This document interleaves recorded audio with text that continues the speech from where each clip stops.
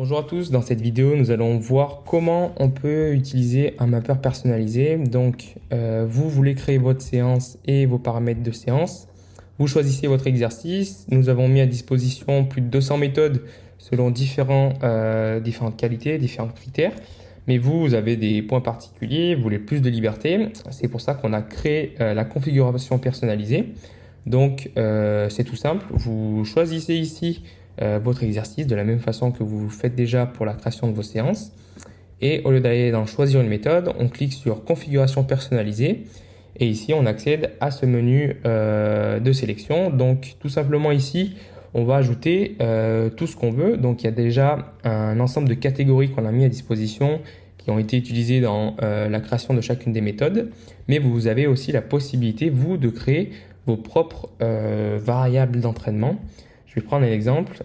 Donc une fois que vous créez vos mappeurs, vous pouvez l'enregistrer avec un nom et après sélectionner automatiquement directement vos mappeurs qui ont été enregistrés. Je prends l'exemple de moi sur la pliométrie.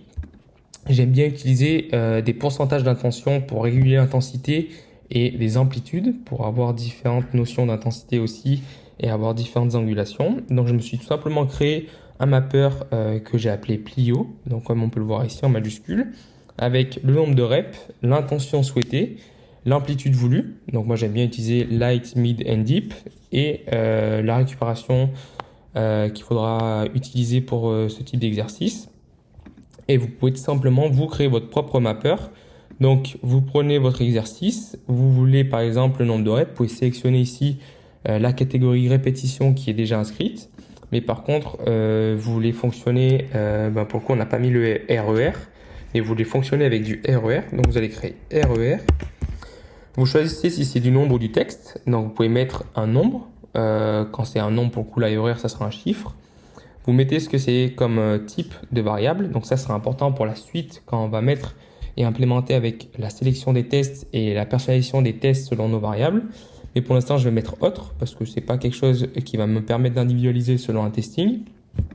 Je fais ajouter. J'ajoute le RER. Imaginons que je veux créer aussi maintenant récupération parce que l'inconvénient des récupérations qu'on a créées ici, c'est que ce sont des formats chiffres. Moi, je veux créer, comme je l'ai fait sur mon mapper avant Plio, une récupération de texte parce que des fois, je mets des apostrophes, des fois, je mets 1 minute 30 avec MIN. Donc, je vais mettre récup, par exemple, avec des parenthèses pour signifier que c'est du texte. Je sélectionne bien ici que c'est du texte. J'ajoute que c'est autre. Je crée ma variable. J'ajoute ma récupération. Et là, je vais rester très simple sur ce mapper-là. J'ai le choix, donc, pour enregistrer maintenant mon mapper, je vais l'appeler mapper Sylvain. Donc, je l'appelle comme ça. Si je fais enregistrer dès maintenant mapper, il va s'enregistrer avec une seule série non configurée. Si j'ai envie de configurer mon mapper automatiquement avec 4 séries, je duplique et je compte donc 4 séries et ici qui ne sont pas configurées. Si je veux configurer directement 4 séries et configurer jusqu'au bout, je vais mettre 8 reps, RER2, et là je vais mettre une.